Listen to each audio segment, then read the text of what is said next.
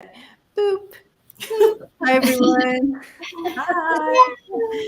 Welcome to Women Empowering Women Night, but all are welcome. And but yeah, it's Monday, and here we are.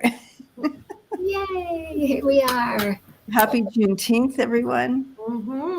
Celebrating that freedom. That's why I'm wearing my little Beautiful. Juneteenth colors anyway. I know it doesn't say Juneteenth, but equality. Yes. Yeah. But it's so good to see you guys, and it's so good to see everybody in the chat here. Hi, everyone. Hello. Yay. All right. Well, as you know, Mondays kind of spirit-led. We were kind of brought together with the idea of becoming empowered through those who have come before us, and so diving in and getting messages from women in history has been just such a life-changing experience for me. And I know hearing from those in the chat as well. So it's always good to hear your comments in regards to this and your feedback. But how are you guys doing? Happy Monday. Happy Monday. I'm doing good. Everything's good.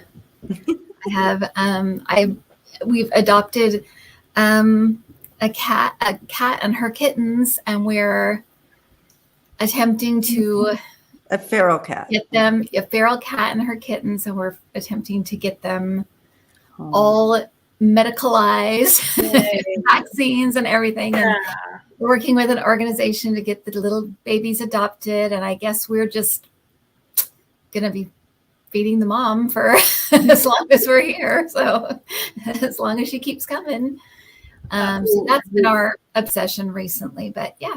Will you try to get her spayed as well? Or? Yes, we will. Yeah, we're getting them all taken care of. And I don't know anything about cats. I don't know at all what I'm doing, but I am having a ton of stuff arriving today that's all cat related. So I'm so excited for you on this journey with kitty cats. Me too, because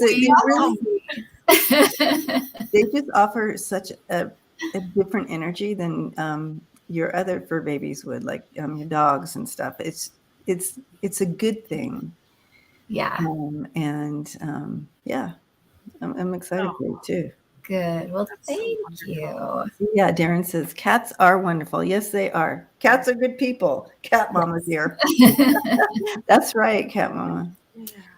A shout out. Like this really makes me have a lot of faith in humanity. Did you guys know that countries have been sending firefighters over to Canada to help us out?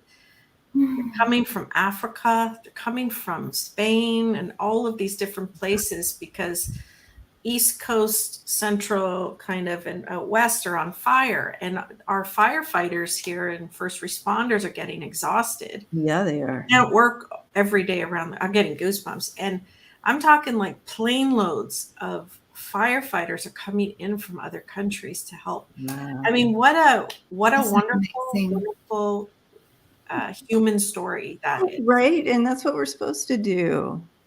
It's just amazing. And the ones that came in from, I believe it was from Africa, they were singing in the airport, and they were all smiling and in their uniforms and ready to help. I mean, my goodness, what a wonderful thing. Yay. Thank you to all the other countries who are helping. And we got your back when you need us. That's for sure. Yeah. I love that. Now, that is a beautiful humanitarian story. Yes, isn't that? Mm-hmm. It is. Really hundreds and hundreds of people coming over to help. That's just amazing. Beautiful. It's so great. So great.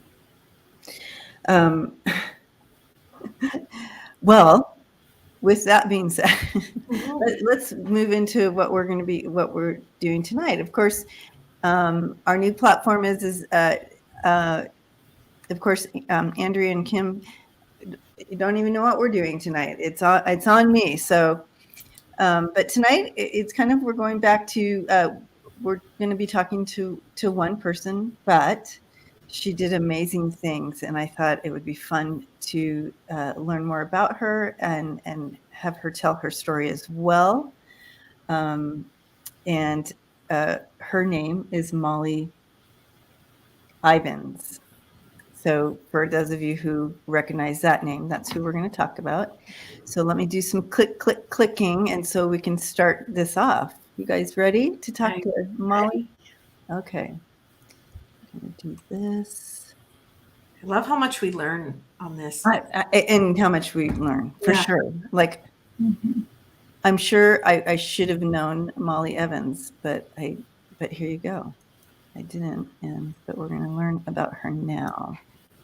Okay, so now I'm going to share, present, share screen, and there we go. There she is. There's Molly. Hi, Molly. Hi, Molly. Such a beautiful soul. Okay, here we go. She went by Molly, but her name was Mary Tyler. She was born August 30th, 1944. She passed on January 31st, 2007. She was an American newspaper columnist, author, political commentator, and humorist. She was born in California, but raised in Texas. Ivins attended, she was born in, where in California? It was Monterey, California, I want to say. But she was raised in Texas. She attended Smith College and the Columbia University Graduate School of Journalism. She began her journalism career at the Minneapolis Tribune, where she became the first female police reporter at the paper. Ivins joined the Texas Observer in the early 1970s and later moved to the New York Times.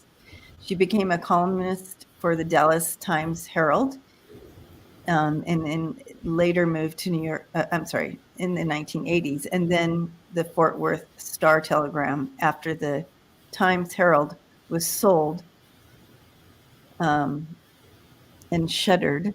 I don't know what that means, in 1991. Her column was subsequently syndicated by Creators Syndicate and carried by hundreds of newspapers. Okay, so I see. So you want to become syndicated as a writer. I get it. Biography of Ivins is called Molly Ivins, A Rebel Life. Was co-written in 2010 by Penn USA, winning the presidential biographer. Okay, so Ivins, let me see. All right. There's a quote here written by Forbes, and it says, Ivins' pithy assessments of politics and life at large crackle with broad Texas humor, combining her talent for culling, culling, information with her razor-sharp wit. She throws a powerful knockout punch. Whether one agrees with her or not, Ivins' pen pierces both the brain and the funny bone. And that was Forbes, yeah. So she was born, oh yeah, there you go. Ivins was born in Monterey, California, and raised in Houston, Texas. Her father, James Ivins, known as General Jim, because of his rigid authoritarianism, or sometimes Admiral Jim for his love of sailing, was an oil and gas executive. And the family lived in Houston's affluent River Oaks neighborhood. Ivins graduated from St. John's School in 1962. In high school, she was active in curricular activities, including the yearbook staff. Her first pieces of journalism, she had her first pieces of journalism published in the Review, the official student newspaper of St. John's School. Though she never wrote any of the political columns that would become her specialty later in life. Ivins later became a co-editor of the arts and culture section of the student paper. In addition, she frequently participated in theater productions and earned a lifetime membership in the Johnny Cake, the Drama Club. So it seems like she knew herself very early on. That's what I'm sensing. I certainly didn't know myself that well in high school. I still don't know myself. Right. Wow. So Ivins enrolled in Scripps College in 1962, but was not happy there and transferred to Smith College in 1963. During that time, she became romantically involved with Hank Holland Jr., a family friend and student at Yale, as she referred to him as the love of my life. After he was killed in a motorcycle accident in 1964, her friends would later say that she never seemed to find anyone else who could replace his memory. Some say that is why she never married. She spent her junior year at the Institute of Political Science in Paris and received a bachelor's arts degree in history in 1966. She earned a master's degree from Columbia's University School of Journalism in 1967. Okay, so she has a big career. She interned at Houston Chronicle. Her jobs included the complaint department, as well as the sewer editor. So I'm assuming these all, you're paying your dues, right? Mm-hmm. Yeah.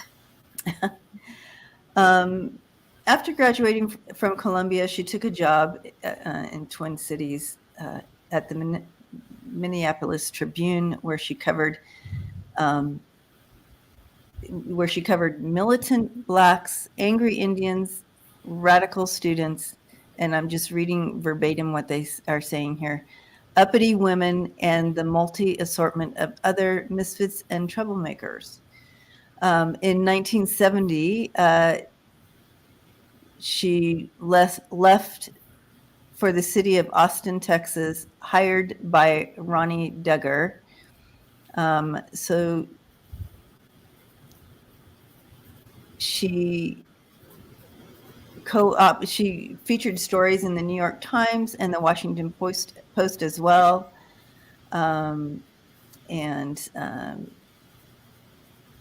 The Times concerned that it was its prevailing writing style was too kind of flat and lifeless for her, hired her anyway. In 1976, she wrote for the Times until 1982. During her run there, Ivins became Rocky Mountain Bureau Chief, covering 9 Western states, although she was known to say she was named chief because there was no one else in the bureau. She wrote the obituary for Elvis Presley in the New York Times, August 17, 1977. Generally, her more colorful writing style clashed with the editor's expectations. And in 1980, after she wrote about the community chicken killing festival, horrible, in New Mexico, and called it a gang pluck, she was recalled to New York City as a punishment. So she literally said whatever she wanted to say. And the editor of the Times accused her of trying to inspire readers to think dirty thoughts with these words. And her response was, damn, if I could fool you, Mr. Rothenberg. One friend's, she that's why her book was called Rebel, right? Mm-hmm. Going against that. Let's see. So she, for more than 3 decades, Ivins struggled with alcoholism, described in her Nation obituary as an occupational hazard of journalism. She wrote of her struggles, I should like to think the biggest mistake I have made in the first 30 years of my life was to start drinking and keep drinking. And I have wasted so much time by getting drunk.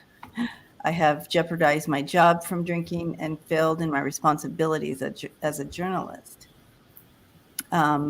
Later in her life, she took some steps to treat the condition, spending time at what she would call the drunk school, AA meetings, and for the last part of her life. She talked about that's how she would get the story. She would go to the bar wherever the person she wanted and to get the story, and she would drink with the people, right? And get them, and they would be drinking. So she would get the story off them. That's how she would get her stories. So that's kind of how she started the drinking. Yeah. She did.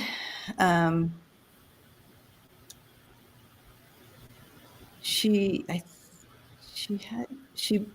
had cancer. I feel she had breast cancer. She passed from, and she has a quote here in regards to that. But so she died at her Austin home in hospice at the age of 62 with breast cancer. Oh, really young. Yeah. After her death, George Bush, who was a frequent target of her barbs, said in a statement, I respect her convictions, her passionate belief in the power of words. She fought her illness with the same passion. Her quick wit and commitment will be missed. Some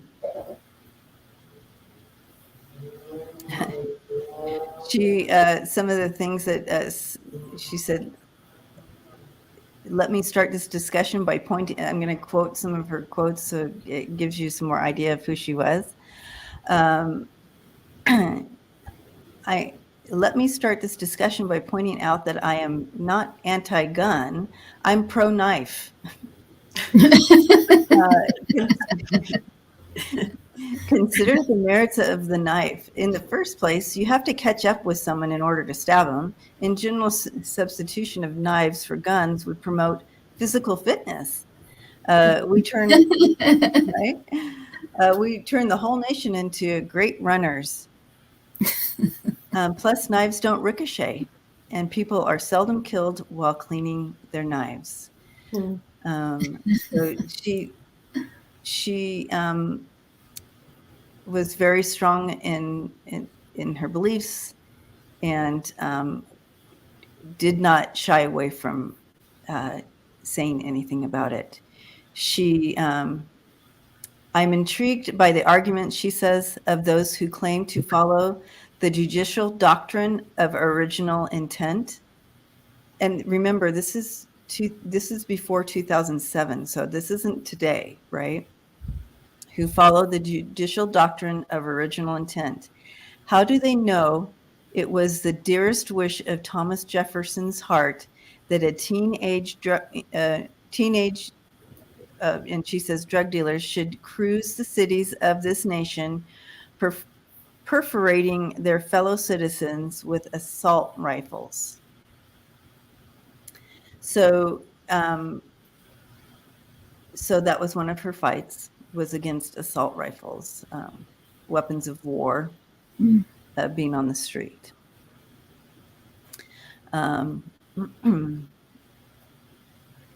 Okay, what else?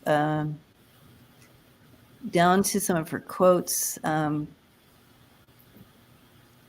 We are the people who run this country. We are the deciders. And every single day, every single one of us needs to step outside and take some action to help stop this war.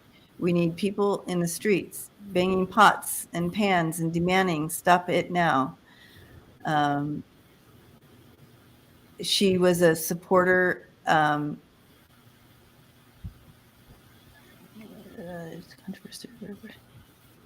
of abortion and gay rights. Okay, so having breast cancer is massive amounts of no fun, she says. First they mutilate you, then they poison you, then they burn you. I have been on blind dates better than that. So she brings in humor and so forth in all her so she really does cut to some of she brings in what she believes in with backing it with humor, and she did it well. So I'm going to put this here. I forgot to do my slideshow for you guys while reading. So here we go. Here she is in her early days.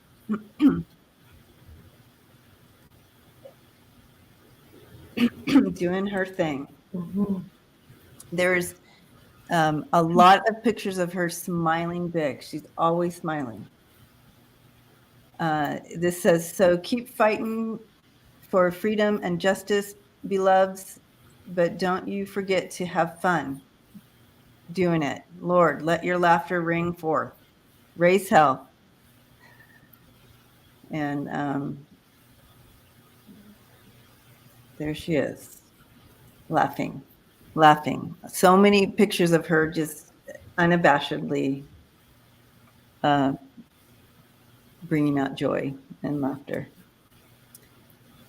Polarizing people is a good way to win an election, and also a good way to wreck a country. Many a time, freedom has been rolled back, and always for the same sorry reason: fear. So this also caught me. I just, it's almost like she was here today and saying this quote. Because it is so true for today.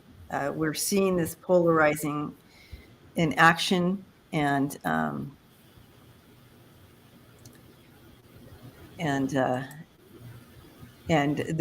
using fear as a to keep everything constrained. So I liked her spirit.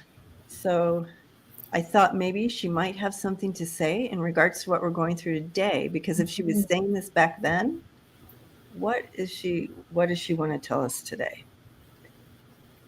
And it was good to get to know her. Yeah. How do I? Yeah, such an interesting lady. Let's stop this. One thing that came through was that she said that her sense of humor saved her many times. It was her.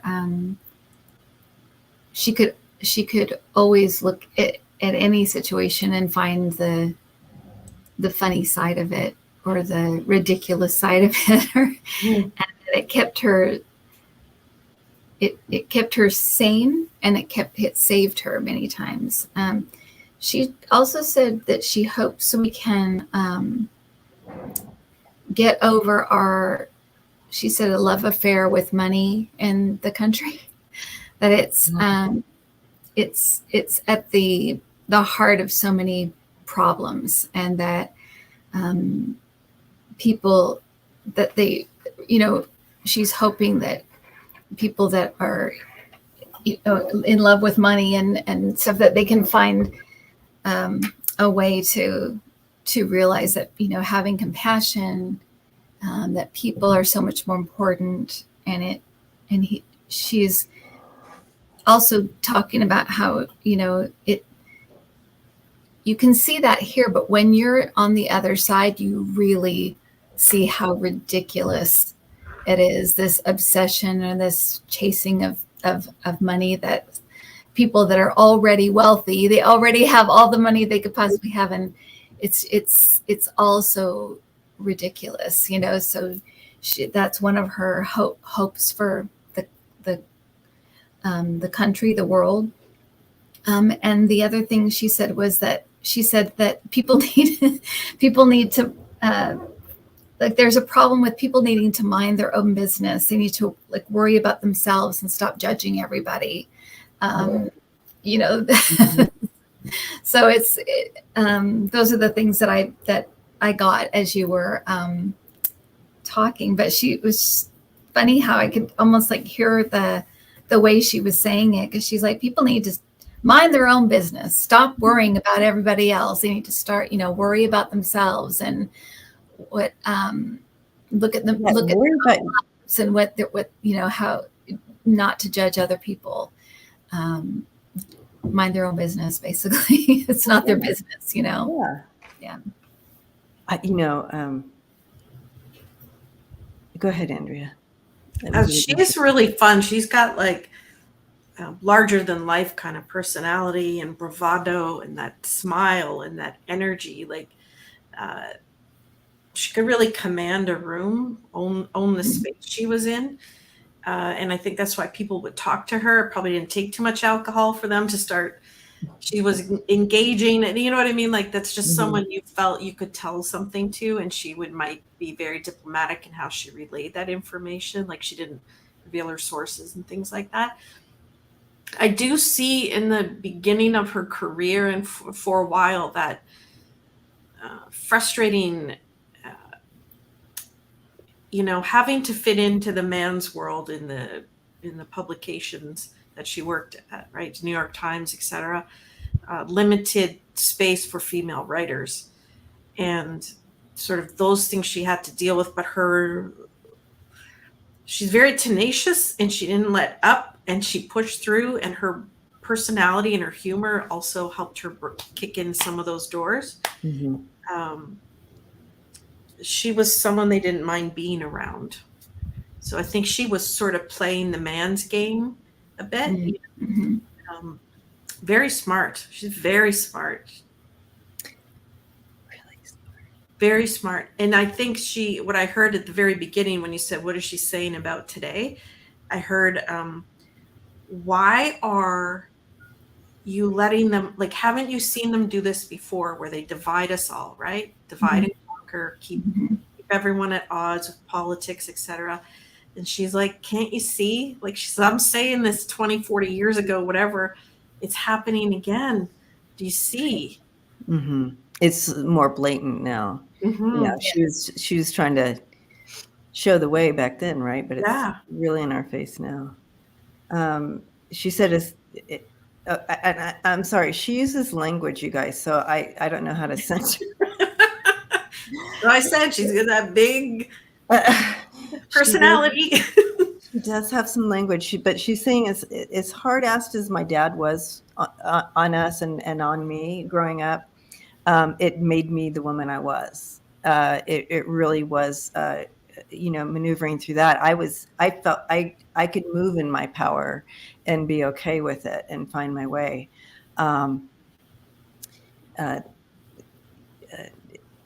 Due to the challenges of growing up with that, right? She loved her. She's like, I love my dad, no doubt. But there were some challenges growing up under his rules and so forth. He was very strict or something. She also she brought in immediately when I asked her about like what up today, and she said she is so pissed about. Now again, she's coming in her personality. Of course, on the other side, she wouldn't be pissed or all those emotions that we have. But since we're talking to her in that personality, she's going to bring it through like that for us. In regards to the book banning, she can't even like what's going on with that. Why has it gotten this far? Like, why aren't you all on the streets right now? Like, Stop this whole thing right now and get out there and stop this book banning. She said, this is clearly the writing on the wall playbook. This is history repeating itself. This is so clear, you guys, she's saying. But she is pissed about that in her personality that she was here. Right. Let me make that clear. Because she is enlightened on the other side.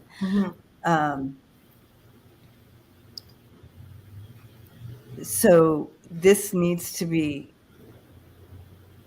it's like, what happens is we get what she's, how she's showing me this is we get complacent in our own little lives, and we have our own little challenges, and we have to go to the grocery store, and we have to do that. You know what I mean? Like, I have to get out of bed today. You know, like we get all complacent in our own little lives.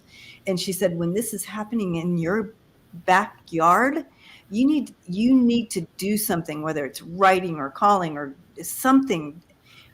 This is so blatant. And she said a lot of things that are happening right now are blatant and in your faces. But the banning of books, that is, she's saying, like, such a red flag. It is. She's combining it. She's like putting it equal to setting off an atomic bomb in your backyard. That's how bad it is, she thinks. So what do we do? I'm gonna talk to her a little more. Very passionate about this, you guys. Well, and it makes sense because that was how she expressed herself, was all through her writing, and that's what remains here, right? Is what she wrote. And so she personally in that lifetime knew how important the written word is, especially when it's expressing ideas, expressing, thoughts and ideas, things that need to be said. Did you ever think, she says, that you would see that in your own backyard in your lifetime, that they would ban books? People would be fired. Librarians would be let go because they aren't complying. This is not of our country, she says. This is not of our country. This needs to be stopped. I'm getting like pressure in the back. I mean, this is big to her. She's talking about journalism as well. Like, she says they're not even journalists anymore on the TV, in the newspapers. It's all changed. And I think we know that with, certain companies owning certain news organizations, and then certain messages only get out. She's like, they're not even doing the work anymore. Like, they're being fed stories to say, not where are the journalists out there getting the real story? Yeah, what happened to that? Where's that? Yeah, good point, Molly. Yeah, that's like, it's like she's looking at it like, I don't understand. How is, it's like we need, I don't know, we need to start a news network, guys, and have real journalists telling real stories.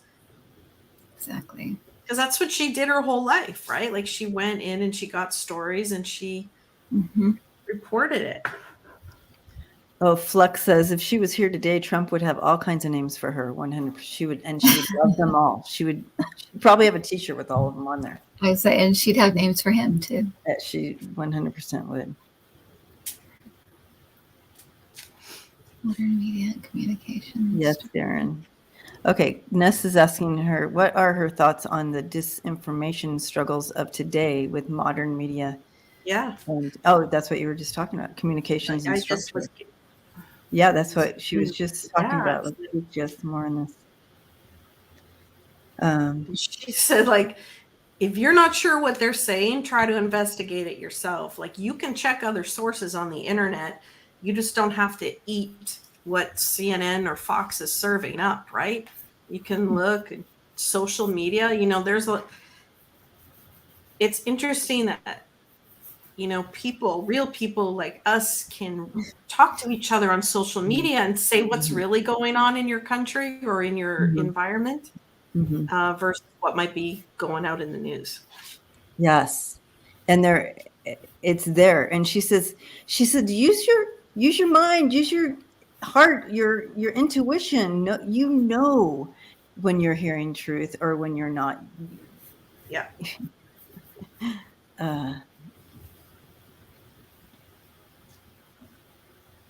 She's a big laugh. I like her big laugh. Mm-hmm. And then that balance where there's crap going on, but you try to see the humor in it, and in that you try to deal with it and cope with it and expose it and be able to talk to people about it. That's a good point. Sorry, I'm going on this conversation happening here. Yep. That humor is sort of the thing we can all share, right? We can all laugh at a neutral joke. It doesn't have to be political or anything. And laughter is like one great way into the soul, into the heart.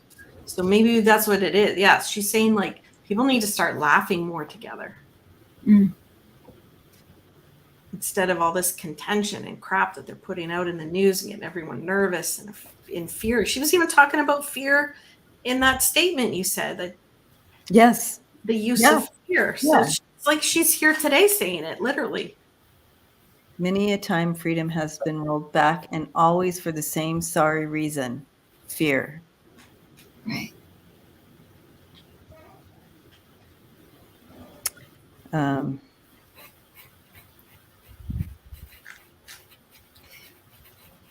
Need more women in journalism. Oh my gosh. What I just heard. She literally was just showing me women writing. Yeah.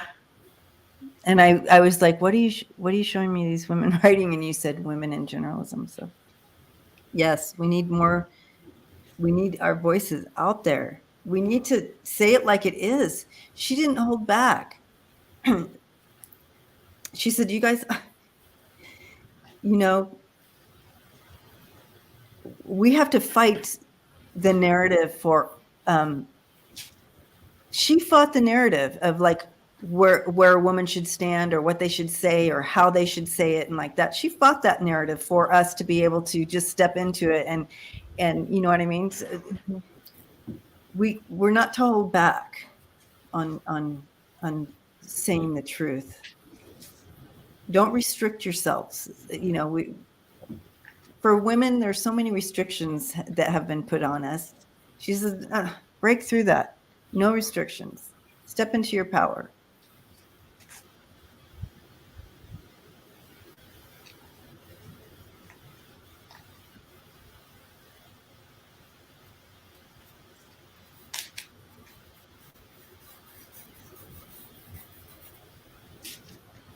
Live life and no regrets.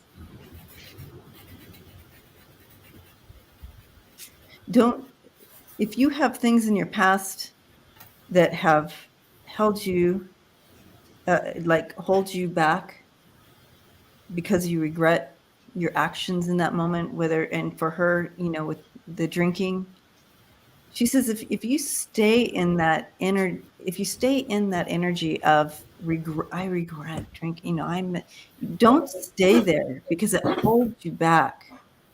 Don't stay in the regrets. Release it. Go, damn it, I did that. I'm sorry. I forgive myself. I forgive you. I forgive whatever it is, and release it. Don't let regrets hold your power, hold you back from moving forward and living in your strength. Love that. Yeah. She's showing me a dismantling when the American political system and the Supreme Court. She keeps pointing to the Supreme Court building. So I don't know what she's indicating, but she says there are changes that will come. And she said, boy, if I was around today, she'd be investigating the Supreme Court for some kind of expose. Mm-hmm.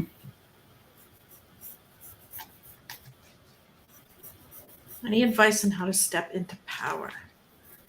Ness wants to know how to step into power.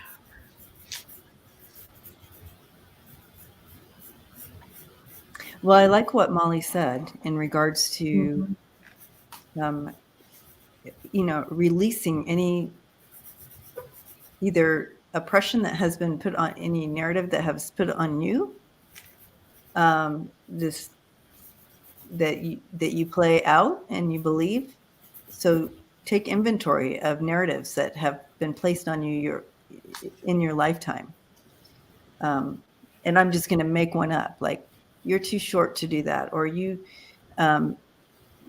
too whatever to do this, or you're too sensitive, or any of these narratives that get in there, and then you begin to believe them, and then it stops you from moving forward because you're like, I'm too sensitive to do that. That's not, I'm too this, I can't do this, I can't do that, because you've taken other people's narratives on you and believed them at some level. So really, giving yourself that gift of releasing those old narratives and step into truth about who you are. Who are you? And you are unique and beautiful, and you came to this this planet in this human experience, and this shit's hard, and you did that. That is powerful in itself. But what you bring to it is uniquely yours. And we need you. We need your power. We need who you are, just who you are. We don't need you to be like so-and-so and so-and-so. We need you to be just like you. So stepping in your power that way.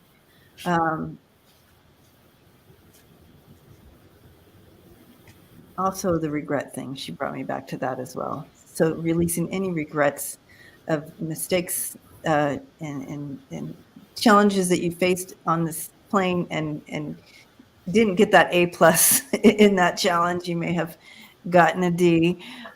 No, don't hold on to that D. Release it. Dude, life is challenging. Give yourself a little leeway. That's what I'm getting. Right. Yeah, I think that's great. And she's also saying there's part of you when you have decided who you are, when you know your own truth, there has to be a part of you that just doesn't give a damn. That you just do and be who you are, what you think is best, how, live your life the way you would like to live your life in a way that shows others how you'd like to be the world, how you'd like the world to be. And there needs to be a part of you that just doesn't give a damn. That sounds just like her. Yeah, that's what she's saying. Yeah. So it is like, you've got to live your truth, basically. But there is that part of you that has to let go of worrying about what other people say or think or whatever. If they don't, if you know that it's right to not be racist, then if somebody tells a racist joke and you say, knock it off or whatever, you have to be in that, like she said, you have to just not give a damn. Just say what you know is right. And she's talking about, like I said, I don't think I said it exactly right, but it's like through yourself, through your actions, through what you do, show others how you want the world to look. So, if you want more peace, be peaceful. If you want, people loving each other, be more loving. It's like and she's like, show it through your actions, through what you do. I think, what you're saying about like the book banning and stuff, if you want and you love free speech, you've got to speak out about stuff like that. And the other thing too is that she brought up something about that we're kind of walking this line right now where we really want to respect free speech, and we want people to be able to say things that they want to say, even if they're unpopular. But she's saying what some of these news organizations are doing, that should be illegal. There should be some kind of line drawn with when it comes to journalists and things like that, that when you're saying something is news or this is the truth, and it's not, and you're lying, it's like there needs to be something there where we need to figure out what that line is, because what she's saying, what she thinks they're doing is it crosses that line of like, this isn't free speech anymore. You're doing something else. You're doing something more nefarious or propagandist, or, being a propagandist or whatever. So she's talking about really wanting us to be able to find that line and just draw a line, there, because it's important. That you shouldn't be able to do things like that where people think that, like when Trump says which drives me crazy, when he says the whole thing about that Democrats kill babies. I mean, he says that from that we take the baby out, we put it in a blanket, and then we kill it. It's like, how can you just say stuff like that? It is, when there are people that will, like, because he's saying it, they'll believe it and they may act on it. So I think she's talking about things like that, where it's like they're in a position where they have so much power, and so many people are listening to them and hanging on their every word, and there needs to be better. It needs to be looked at, it needs to be figured out, because some of this stuff shouldn't be under the banner of free speech, because it's just doing too much harm and damage to people. Right. That's not free speech. That's just outright lying. Right. Exactly.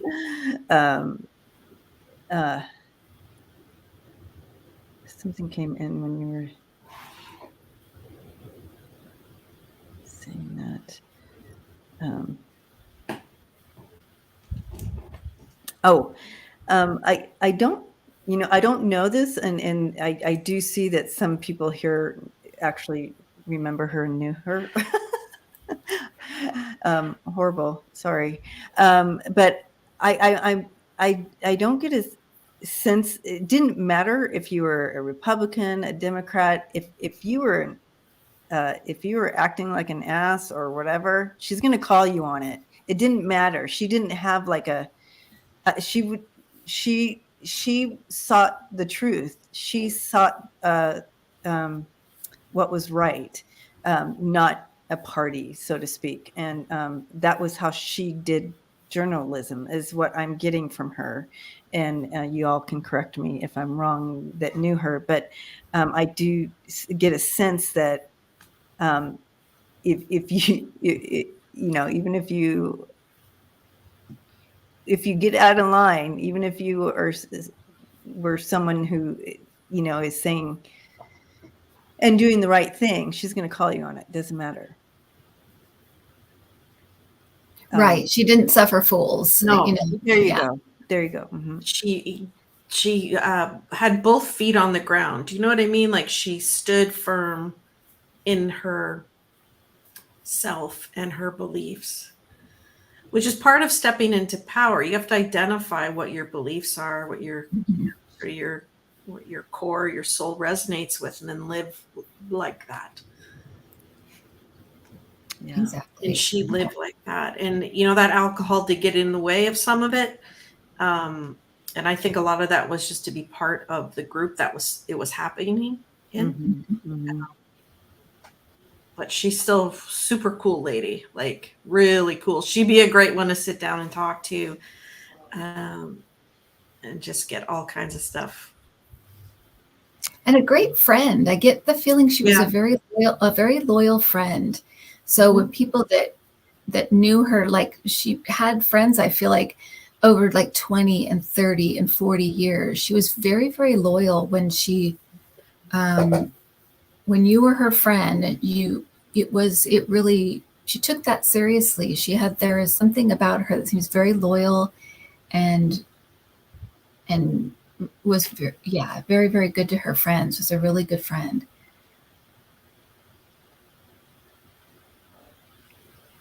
As we all should be. Yeah, we go to bat for people. Right. She really, yeah.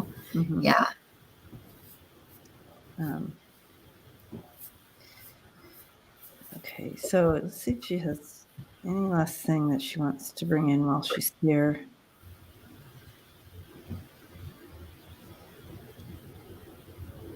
She's recognizing, again, that this experience down here is hard. I say down here because whatever. This experience and at this level here, wherever we're at, is hard. And she recognizes that. For her, drinking or whatever, that self-medication, and she's bringing in her own story here to help numb the hardness of being here. But in doing so, it did steal from her. And so she wants us to just kind of take inventory ourselves on anything that we may use to fill where we are lacking. Because what happens is, in her story, it kept her actually prisoner in what she was trying to stay off or whatever, keep off of her. It actually did the opposite and kept her imprisoned in the hardness of being here. You think that it's helping, but and again, I don't know if I have the correct word. I'm just bringing in what she's showing me.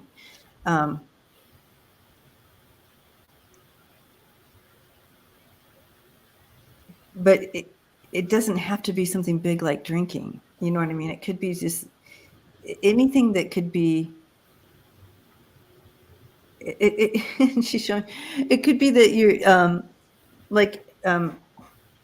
you, and this is reading is good, but if that's your vice, if reading and you're reading book after book and you can't put the book down and like you're missing out on everything out here because you're just reading. And again, this is just a scenario. It becomes that prison for you, where it's not really doing what the underlining hope that it's doing for you is kind of giving you that release or that hiding place from. It's really becoming a prisoner. And I don't know if I'm saying this right, but I'm so sorry, Molly, but I hope you all understand what she's saying.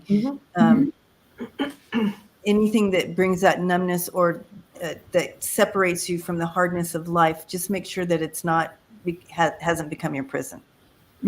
Okay. Yeah. Numbing emotional pain doesn't heal it, right, Teresa? So that kind of thing. And we all have little vices, and that's okay. We need to every once in a while.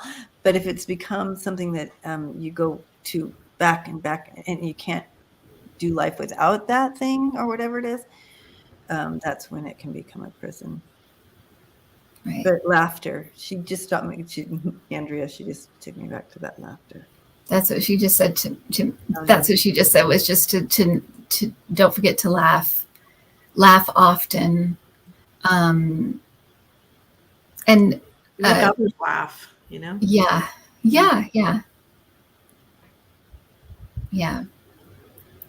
All right. Well, what a great lady. What a great pick, Debbie. Molly, thank you for coming and hanging out with us. Yes. And thank you for pushing through some of that stereotype that existed. She did that for us, guys. Yeah. Anyway, Absolutely. Thank you, you guys. That was great. What a great pick. Yeah. Love her. And like you said, just a cool energy, just a cool lady, really neat lady. So let's find some joy. Let's live in the moment. Yes. And there's a lot of positive love going towards you, Molly, right now. Like I had no idea. Yeah, for sure. Awesome. But thank you guys. And thank you, Debbie. Thank you, everybody watching. Thanks, everybody. I feel like next week we're on yours, Kim. Yep, we'll be on mine next week. All right, so we'll see y'all then. All right. Have a blessed week. Yes. Love and light, and we'll see y'all next time. Thanks for hanging out. Bye. Thank you. Bye. Bye, guys.